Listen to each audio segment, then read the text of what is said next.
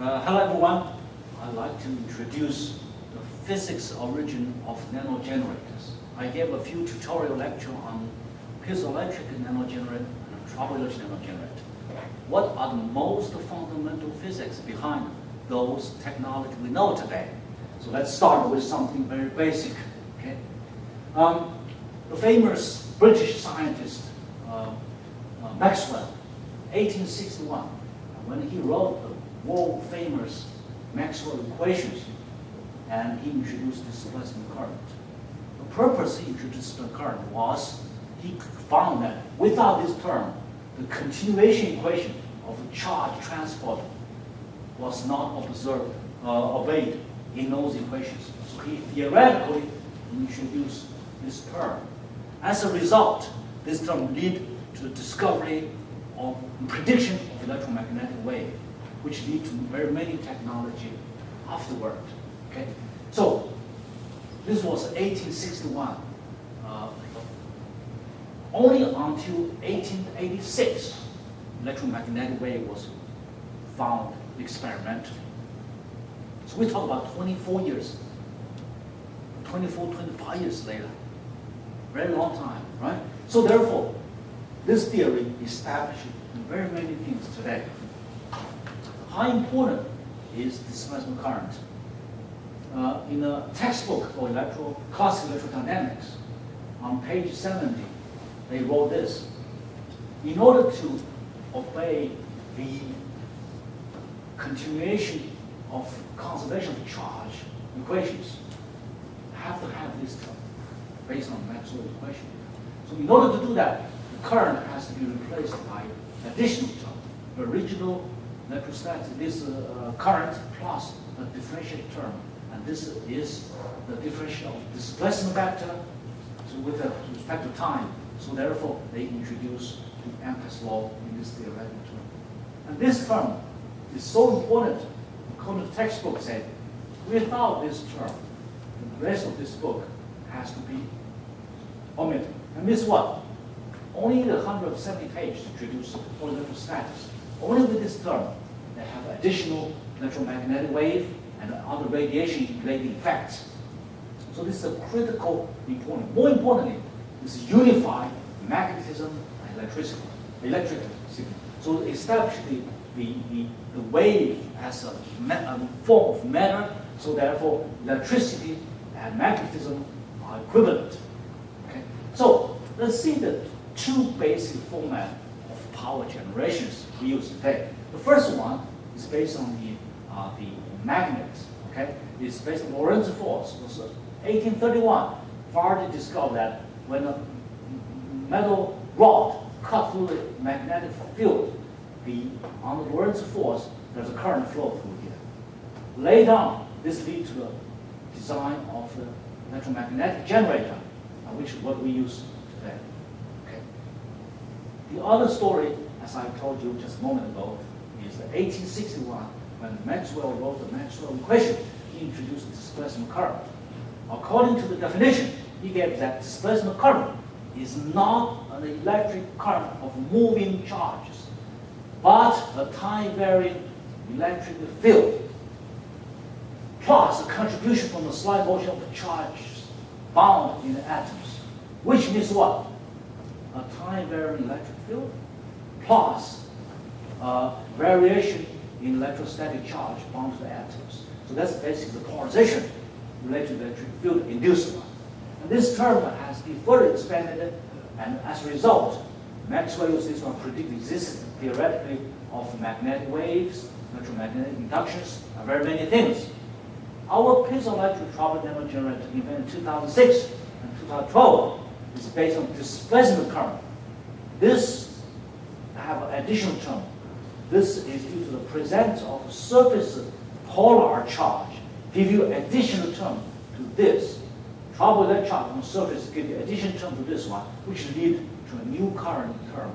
That's the current we observe experimentally for piezoelectric or trouble electric nanogenerator. So therefore, the origin of our nanogenerator is displacement current, different from the conduction current we observe in a very many different generators we are familiar with.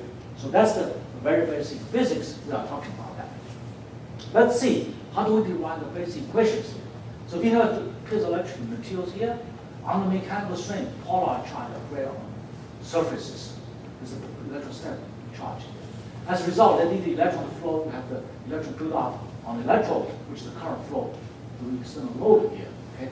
Then, if you furthermore, more forces, more electrostatic charge put on the surfaces here, which give you more current flow to the external load. So theoretically, and if you have this happening, this is the experiment what you see. Straining piezoelectric materials give you an AC current. That's the current we all observe experimentally. If you have an anisotropic medium, then the displaced current related to the electric field by this equation. This is the permittivity of dielectric. So displacement current is dielectric permittivity differential of the electric field. But if you have a piezoelectric materials, you have an additional term.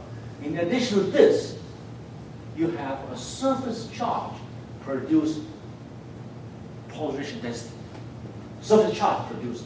So this is an additional term due to the presence of the surface charge due to piezoelectric effect. So utilize this, you can derive the current, displacement current, transported inside the piezoelectric materials by varying electric field as related to the straining rate, the rate at which you apply the strain, that means the speed at which you struck this crystal.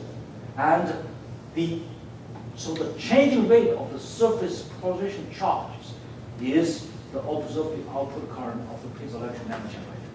And this is the very basic provide when the current go inside. But when we see outside, we have to work on the transport equations displacement based on the Ohm's law. The voltage drop on the load is the open circuit voltage minus the voltage due to the free charge on the electrode, which is this. You solve this equation, you got all the dynamics here. This is the equation we have known for some time, so we always derive from here. But this is the capacitive model. This capacitive model is inside is outside is the capacitive current we observe here. Inside is the displacement current here. So you have to form a loop. Where does the two meet? The two meet at the electrode here. So this is the piezoelectric nanogenerator. For the turbulent nanogenerator, is two dielectric medium contact form electrostatic charge. With the increase of the contacting, you have reached a saturation of the charge here. And if you press this film here, you change the gap distance between the electrostatic charge. Equivalent to change like capacitance.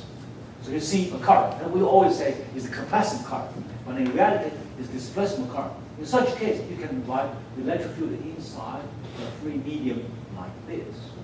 And if you on a short circuit condition, both are no load here, you can work out the charges on the surfaces of the electrode, which is given by this term. Now, if you calculate displacement current, a differential of the displacement field here, you can get two terms. The first term is the speed at which you strike this together. Speed at which you strike this together. The second one is the rate at which the surface charge build up. Normally, this reach a saturation static state. So this is literally zero. So only thing remaining is this. So how fast you struck the two together, you get the current. This one is the displacement current we observed. So you can actually see, and this is the one you can see the current. Let me strike the beam for you. Okay. So what you can see is change the gap distance. This you have the current flow. That's what it is. So this is displacement current theory for the triboelectric nanogenerator. So let's look at the significance of this work. This was the original displacement current. We start considering the surface polar charges here. So permittivity, derivative of the electric field. This combined with the rest of the equation from Maxwell equations. And he predicted the existence of the electromagnetic wave. First experiment observed by Hertz in 1886. Until recent years, it has been produced electromagnetic induction, theory of light, antenna, radar, microwave, telegram, wireless communication, space technology, very many more. This is one of the dominant today's wireless communication, very many different things. Okay. On the other hand, if you have the presence of the surface polar charge, you have additional displacement current, which is given by this. This term gives the birth of the piezoelectric nanogenerator and trouble nanogenerator. We invented this one more than 10 years ago, but only until recently we realized this can derive the whole equation of this. So therefore, this term gives you the birth of the Maxwell equations for energy, sensors, capacitor, with the applications in the Internet of Things, big data, sensor networks, and blue energy. So this is newly introduced term which relate to energy and sensors. So this is electromagnetic wave, and this is energy and sensors. Both are part by more than 130 years apart. So this is well established, have huge impact on the world. This is just the beginning. We anticipate as time progresses, this will have more application to the things we are anticipating for, but we may improve by time. We hope that can be grow in the next few years or so. But with the increased importance of Internet of Things, blue energy, big data, those will become more and more important. All right. So, what are the comparisons between the electromagnetic generator and the tubular nanogenerator? First one, the mechanism of this electromagnetic induction, and this uses resistive free electrons conduction driven by Lorentz force. This uses contact electrification and electrostatic induction. Capacitive displaced current arises from time-dependent electrostatic induction and slight motion of bonded electrostatic charges. This is for this kind of mode comparison. The other one is that what are the pros? That's a high current, low voltage, high efficiency at high frequency, high durability, long lifetime. But this one, probably nanogenerator, high voltage, low current, high efficiency, and low frequency. This is high frequency, so complement. Low cost, low density, low weight, multiple working mode, diverse choice of materials, and a broad usage. Okay, so different one. Well, so what's the cost? Here is low impedance. If you have high impedance, they have to find a match. Heavy and high density, high cost. This is the higher impedance. So you need lower the impedance sometimes, so lower durability, and something we need to work on to improve the durability.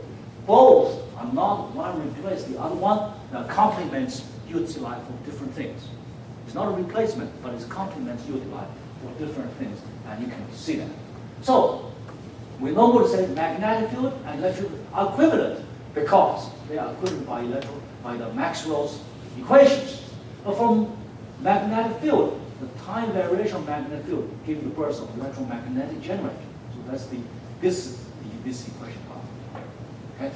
The time variation of the electric field, that is the polar charge related variation here to the present polar charge here, give the birth of nanogenerator. And then the question is, why do you have called nanogenerator? Why call this generator? Two different concepts. Generator means what? Time varying magnetic field. Direct produced current is called electromagnetic generator. Our tubular nanogenerator or piezoelectric nanogenerator is using time variation of surface charge produced polarization density give you the current. Both are different in the physics, although they are equivalent. But this is the first order effect using electromagnetic field. This is the further effect of electric field. But of course, you can say our variation of electric field will give you magnetic field, which is true, but it's a second order effect. Or the other one, this is also second effect. So therefore, we call nanogenerator is not only because we use nanomaterials, is that because two different concepts. High variation, time variation of electric field of polarization produced current is called nanogenerator. Time variation of magnetic field produced current is called generator. That's the difference. So scientific literature has to be clear. It's not just nano fashion, we add a nano here. It's because they are different in the physics. Here, of course, this was in 1831, it's 2006, 2011, so it's more than 130 years away. moment, 150 years ago. Okay, so pixelation nanogenerator is, you didn't vary the spacing between the two surfaces, but you vary the surface charge, between the surface charge. In a tubular nanogenerator, it did not vary much by the surface charge density, but you changed the gap distance here. Both are related to the surface polarization pS. Okay, so therefore this time variation here, you change different things, but produce displacement current inside. So inside the generator is displacement current we transport across this. But outside here, you see capacitive conduction current. As we normally know, it's called capacitive model. But both are equivalent. Where they meet at 2 electrodes. So internally is displacement current. Externally is capacitive conduction current. Both meet at a 2 electrode, form a loop. That's it. So that's the complete theory of the nanogenerator with this. And so when we talk about the things here, this is different in the physics. We have to be very clear about that. So if a student has more interest in that, they can get this book to read it and get more understanding about the tubular nanogenerator here and can provide more insight to those publication literatures. Thank you very much.